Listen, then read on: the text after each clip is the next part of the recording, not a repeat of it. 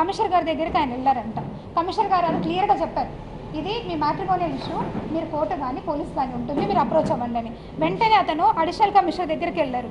ఆయన విషయం విన్నారో లేదో నాకు తెలీదు, మీరు ఏదైనా చెప్పాలనుకుంటే రిటర్న్లో ఇవ్వండి అన్నారంట. సో దట్ అందుకే రిటర్న్లో ఇచ్చారనేసి నాకు వేరే వాళ్ళ ద్వారా తెలిసింది. కానీ ఎవరిచ్చినా సరే డిపార్ట్మెంట్ నుంచి బయటికి పోకూడదు, దాని మీద నేను క్రిమినల్ యాక్షన్ అడుగుతాను. నేను ఖచ్చితంగా సైబర్ క్రైమ్లో నేను అడుగుతాను. ఎందుకంటే ఆ లెటర్ని అలా బయటికి ఇష్యూ చేయడం అనేది ఖచ్చితంగా ఒక గవర్నమెంట్ సెక్టర్కి రూల్స్కి అగెనెస్ట్ అది. ఎందుకంటే మీరు అనొచ్చు ఎన్నో వస్తుంటే ఆర్డర్ కాపీ ఎప్పుడు వస్తుందంటే ఆఫ్టర్ డిజిటల్ సైన్. ఒక కమిషనర్ డిజిటల్ సైన్ అయిపోయిన తర్వాతనే ఆర్డర్ కాపీ వస్తుంది. దాన్ని మీకు ఎలాగో మాకంటే ముందు ఎక్కువగా ఆర్డర్స్ తెలిసిపోతూ ఉంటాయి. అది అడిషనల్ కమిషనర్కి ఇచ్చారని నేను విన్నాను. మరి I don't know whether address commissioner చేస్తారు, కమిషనర్ తీసుకోలేదంట సార్. అడిషనల్ కమిషనర్ గారికి ఇచ్చారని నేను విన్నాను. రాకూడదు. ఎస్ సార్, ఎస్ అయినా సార్ ఆయన ఎగ్జాక్ట్ కాదు సార్. ఆయనకు నా మీద ఇష్యూ ఉంటే ఖచ్చితంగా he have a judiciary, he must be approach to judiciary. ఎందుకంటే ఆల్రెడీ నువ్వు ఒక జ్యుడిషియరీలోనే మనం ఫైల్ చేస్తున్నావు, నువ్వు మళ్ళీ అదే పోవాలి కదా, నువ్వు మళ్ళీ అంతా క్రియేట్ చేయాలి. అది నాకు తెలియదు సార్. మీరు ఆ లెటర్ పూర్తిగా చదివితే ఉంది కదండి, అది ఎలాంటి దేవాదాయ శాఖలో లేదో అమ్మా అనైతికల్ పర్సన్స్ డిపార్ట్మెంట్ అలా అది అడిగినాడు సార్. లాస్ట్లో అడిగినారు sir. I humbly request the endowments office, please put up inquiry, let me know who is the real father. I am wondering being such a scared and hostic endowment department. Okay, ikkada inquire and let me know who is the father. This is job to the judiciary. The job is by the judiciary. నేను ఒక నిమిషం నన్ను చదవనియండి.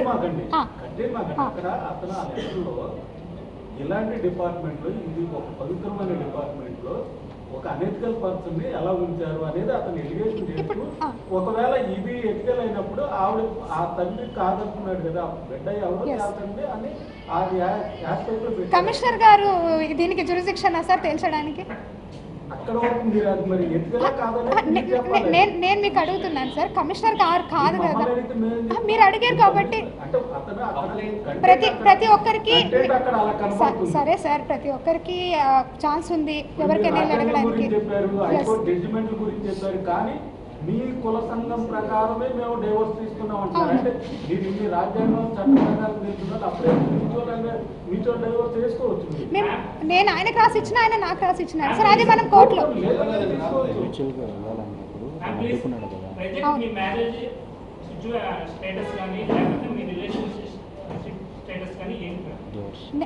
మేమిద్దరం divorce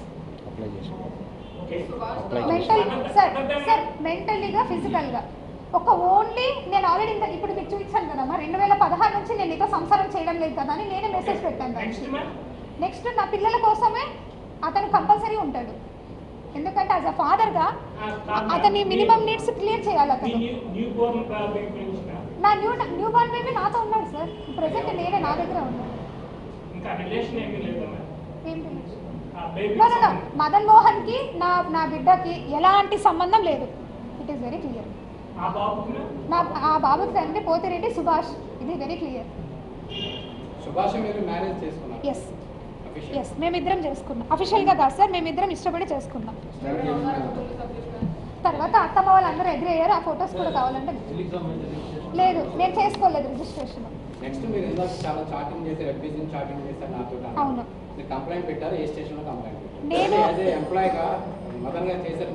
S C sir. నేను ఎందుకు sir ఇందాక అడిగారు ఎందుకు ముందుకు వెళ్ళలేదంటే కేవలం 2 ఆడపిల్లలే సార్.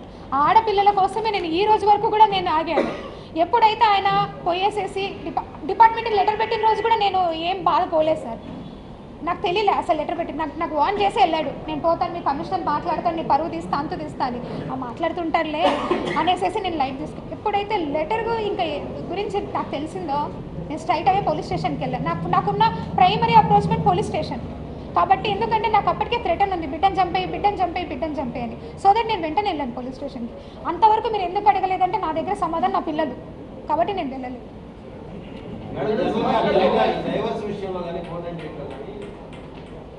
ఎవరైతే భార్య ఉందో భార్యకి భర్త భరణం చెల్లించుకోవాలి, లేకపోతే ఆశ్రమం చేయాలి.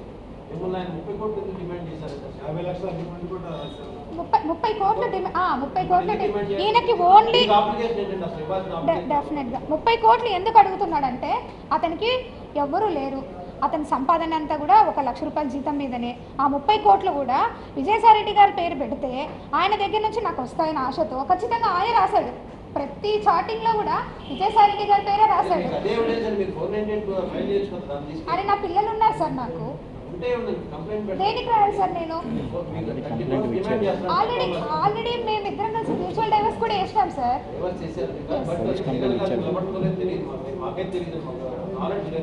దేని మీద సార్? మ్యూచువల్ డైవర్స్ ఫైల్ చేస్తున్నాను సార్ కోర్టులో. సో మీరు ఆయన 30 crores డిమాండ్ చేస్తామనే తప్పు. ఆయన భర్తగా అంటే భర్త అయినా కంపెనీ భర్త చూస్తూ ఉన్నాడు. ఆయన 30 crores డిమాండ్ చేసినప్పుడు మీరు ఎందుకు కేసు పెట్టలేదు? నేను ఎలాగో ఇవ్వలేను సార్. దేనికి సార్ నేను ఫైల్ చేయాల్సింది? అతను నా బిడ్డలకి తండ్రి. అతను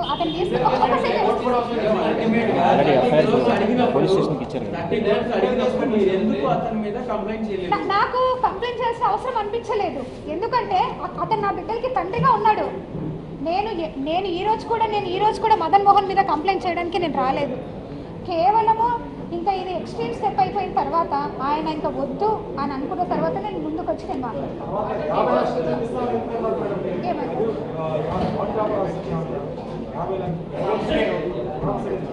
అది కూడా పిల్లల పేరు మీద వేస్తాను. ఏడంట సార్ డబ్బు ఫస్ట్ నుంచి డబ్బే సార్. నా లైఫ్ సార్ మీరు ఫస్ట్ నుంచి చూస్తారు. నాకు ఇచ్చాడు సార్ 30 లక్షలు. మేము సార్ మీకు చూపిస్తాను. నాకు ఇచ్చాడు కూడా. అంటే లీగల్గా బ్యాంక్ ట్రాన్సాక్షనే రాశాను సార్. మా సార్ ఇంకోటి భలేవారే సార్.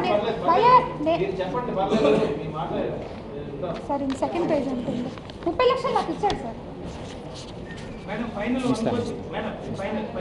ప్లీజ్. ఇప్పుడు మదన్ మోహన్ మీరు ఎక్కడున్నారు, ఎవరితో ఉన్నారు అన్ని చేయగలిగారు. మీరు మదన్ మోహన్ మీద ఎటువంటి ఎంక్వైరీ పెట్టారు? నాకు అవసరం లేదు సార్. అదేంటండి ఎందుకు సార్? నేను ఆయనతో ఉంటాననుకున్నప్పుడు కూడా ఇవాళ విడిపోయిన లవర్స్ కూడా ఎంక్వైరీ పెడుతున్నారు. నాకెందుకు సార్? నాకేమో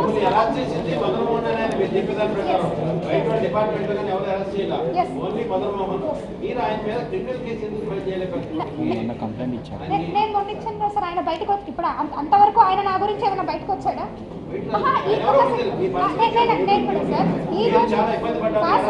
ఈ రోజు వరకు కూడా మదన్ మోహన్ మానిపాటి ఇన్ని లాస్ట్ 3 months నుంచి విజయసాయిరెడ్డి గారి గురించి, సుభాష్ గురించి చాటింగ్ చేస్తాం మదన్ మోహన్. మరి ఇన్ని రోజుల నుంచి బయటకు రాలే. ఈ రోజు ఎందుకు బయటకు వచ్చినట్టు అది నాకు తెలియదు సార్. అది నేను ఎలా చెప్పగలుగుతాను? నేను అది ఆయనకే తెలియాలి. వచ్చిన ఆయనకే తెలియాలి.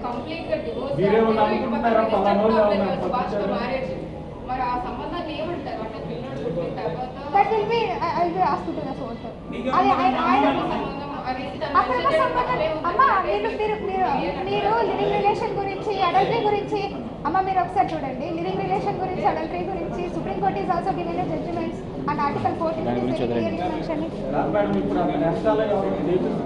హోప్ఫుల్లీ ఉండొచ్చు సార్. నేను చెప్తాను. మదన్ మోహన్ మానిపాటి వెనకాల నా స్నేహితుడు ఒక అతను ఉన్నాడు. అతని పేరు రమణారావు అలియాస్ రామ్. ఇతను ఇటు సుభాష్కి పెట్టిగా స్పైగా ఉన్నాడు, అటు అతనికి స్పైగా ఉన్నాడు. ఐ డోంట్ నో మరి ఎందుకు అతను ఏం ఎక్స్పెక్ట్ చేసి నన్ను ఇంత. ఎందుకంటే నా ప్రతి మూమెంట్, నేను ఇక్కడెక్కడో విజయవాడ తాడేపల్లిలో ఉంటున్నా, ఆయప్ప హైదరాబాద్లో ఉంటాడు. ఇక్కడ ఏం జరుగుతూ ఉంది, ఏం కథ అనేది ఈచ్ మూమెంట్ నేను ఏ రోజు ఎన్ని గంటలకు బయలుదేరిపోతా ఉన్నానో కూడా ఆయప్పకు తెలిసిపోతూ ఉంది. నా ఇంటికి మా ఆయన ఎన్ని గంటలకు వస్తూ ఉన్నాడో కూడా ఆయప్పకు తెలిసిపోతూ ఉంది. నన్ను మెసేజ్లన్నీ పెట్టాడు, వచ్చాడు వాడు అనేసి మళ్ళీ మెసేజ్లు ఇవన్నీ కూడా చేస్తూ ఉన్నాడంటే you have a good spy here. ఇంత ఇంత ఇంత రౌండ్ సర్కిల్లో నా లైఫ్ అనేది లీడ్ అయింది. అది మీరు అర్థం చేసుకోండి. I don't know sir. ఇప్పుడే చూసారు కదా మీరు మెసేజ్. ఎవరికి రామ్ గురించి మాట్లాడుతున్నారా? ఏమో మరి ఏముండొచ్చో నాకు తెలియదు. నేను ఎలా చెప్తాను సార్? ఉండొచ్చేమో, నాకు ఎలా తెలుస్తుంది? వాళ్ళ ఇంటెన్షన్స్ ఏమున్నాయి నాకు ఎలా తెలుసు? సరే ఇదిగోండి 30 లక్షలు నాకు ఇచ్చాడు.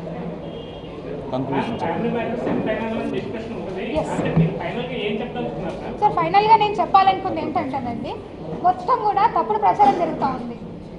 దయచేసి మీరందరూ కూడా ఓ ఫ్రెండ్ అనుకుంటారో, సిస్టర్ అనుకుంటారో, లేకపోతే మీ ఇంట్లో పిల్ల అనుకుంటారో, లేకపోతే పోనీ రోడ్డు మీద పోయి ఆడపిల్ల అనుకుంటారో, కనీసం హ్యూమన్ రైట్స్ అంటే ఉన్నాయండి నాకు. అట్లీస్ట్ దాన్నన్నా కాపాడండి. ఇంత క్యారెక్టర్ అసాసినేషన్ ఇస్తా ఉన్నా, రేపు పొద్దున బయటకు పోయి నేను ఎట్లా మోహన్ చేయించాలా, ఎట్లా ఉద్యోగం చేయాలా? పులిస్ స్టాప్ పెట్టారు, పులిస్ స్టాప్ పెట్టేశారు సార్, మీరే పులిస్ స్టాప్ పెట్టేశారు. విజయసాయి రెడ్డి సార్ ఫోటో, ఒక్క నిమిషం, నాకు తెలియదు సార్, నాకు తెలియదు సార్.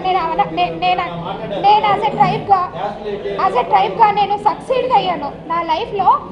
ఒక ఎస్టీ అమ్మాయిగా నేను చదువుకొని, ఎందుకంటే ఎస్టీలో చాలా తక్కువ మంది చదువుకుంటారు, చాలా బాగా మాకు అన్ని ఫెసిలిటీస్ ఉండవు.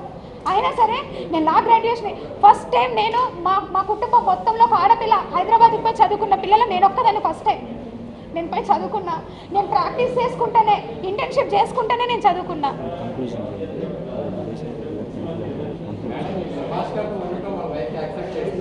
అది అది అది అది అది నా ప్యూర్ పర్సనల్ సార్. నాకు సుభాష్తో కనుక ఏమైనా ఇష్యూ ఉన్నా, సుభాష్కి నాతో ఏమైనా ఇష్యూ ఉన్నా నేను కోర్టు అప్రోచ్ అవుతాను. దయచేసి సుభాష్ గురించి అయితే మాత్రం నేను మాట్లాడడానికి రాలేదు. ఎందుకంటే నా రిలేషన్ని ఉన్నాయి చూపించాను సార్. నా రిలేషన్ని బ్రేక్ చేసుకోవడం నాకు ఇష్టం లేదు. ఎందుకంటే నాకు బిడ్డ ఉన్నాడు, బిడ్డకి తండ్రి కావాలి. దయచేసి మీరు అర్థం చేసుకోండి. ఎంటైర్ ఎపిసోడ్లో నేను ఒకటే చెప్పాలనుకున్నాను సార్. విజయసాయి రెడ్డి సార్ పెద్ద మనిషి, నాకు ఆయనకి వయసు ఎంత తేడా ఉందో మీ అందరికీ తెలుసు. ఒక తండ్రి లాంటి స్థానంలో ఆయనతో మీరు దయచేసి 2 చేతులు ఎత్తి మొక్కుతా ఉన్నాను. కనీసము నాలాగా ఒక ఆఫీసర్, ఒక ఎమ్మెల్యే దగ్గరకు, మినిస్టర్ దగ్గరకు పోయి మాట్లాడాలన్నా మినిస్టర్లు భయపడేలాగా చేయొద్దు, అట్ ద సేమ్ టైం ఆఫీసర్లు భయపడేలాగా చేయొద్దు. కనీసం ఈరోజు నేను ఏదైనా మహాన్యూస్ ఛానల్కి, ఇదే మహాన్యూస్ ఛానల్పై కూర్చొని మాట్లాడాలన్నా ఇదే వంశీ గారితో మాట్లాడి నాకు భయంగా ఉంది. అరే దేనికి వచ్చిందో ఈ అమ్మాయి అని క్రియేట్ చేస్తారేమో అని. ఆ క్రియేషన్ దయచేసి మీరు మాకు ఇవ్వద్దు. నేను అలా అనట్లేదు సార్, నేను అలా అనట్లేదు సార్. సార్ నేను అలా అనట్లేదు సార్. కానీ ఒక్క చిన్న మాట, అరే మన ఊర్లోనే ఉంది ఆ అమ్మాయి, మనందరం కూడా దుర్గా టెంపుల్లో పనిచేసిన ఒక్క మాట మాట్లాడి ఉండొచ్చు కదా sir. I want to say another thing sir. ఏదైతే నేను సస్పెన్షన్ పీరియడ్ జరిగినానో దాని గురించి అంత క్లారిటీగా చెప్పాను. అది నేను ఛార్జెస్ కూడా ఇస్తాను. నేను వర్క్ చేసింది ఇదే విజయవాడలో ఎన్నో ఎవిక్షన్స్కి నేను ఆల్రెడీ నోటీసులు ఇచ్చినాం, చేసినాం. విశాఖపట్నంలో కూడా చేస్తున్నాం. ఇక్కడ ఫణి కుమార్ అని ఒక ఇన్స్పెక్టర్ ఉన్నాడు. ఆ ఇన్స్పెక్టర్ వల్ల ఎంటైర్గా ఈ ఆంధ్రజ్యోతి పేపర్ ఉండొచ్చు, ఈనాడు ఉండొచ్చు, ఏదైనా ఉండొచ్చు, ఇంత ఓపెన్ మీడియాలో I just want to request for you everything. దయచేసి మీరు పేపర్లో రాసేటప్పుడు పర్సనల్గా పెట్టుకోకండి సార్. ఎందుకంటే దానివల్ల మాకు మెంటల్గా కానీ చాలా డిస్టర్బ్ అయిపోతుంది. సెక్షన్ 354 కూడా మోడెస్టీ ఆఫ్ ఉమెన్ ఎంత జరుగుతా ఉంది పేపర్లో సార్. పేపర్లో కనీసం అదన్నా మీరు రిక్వెస్ట్ చేయండి. మీడియా అంటే ఇట్ ఈస్ వెరీ స్ట్రాంగ్. నేను ఈనాడు పేపర్లో చూసా, చదువుకొని ఎగ్జామ్స్కి ప్రిపేర్ అయ్యాను. చాలా గౌరవం ఉంటుంది మీడియా అంటే. ఇంత దిగజారిగా మాట్లాడతారా మీడియా అనేది? రేపు పొద్దున్న ఫ్యూచర్ జనరేషన్కి మీరు కనీసం నిలబడాలి సార్. లేదంటే గవర్నమెంట్కి మేము రిక్వెస్ట్ చేస్తున్నాం, కొన్ని రూల్స్ అన్నా మార్చండి జర్నలిజంలో అట్లీస్ట్. ఇప్పుడు నేను మాట్లాడాను కదా సార్.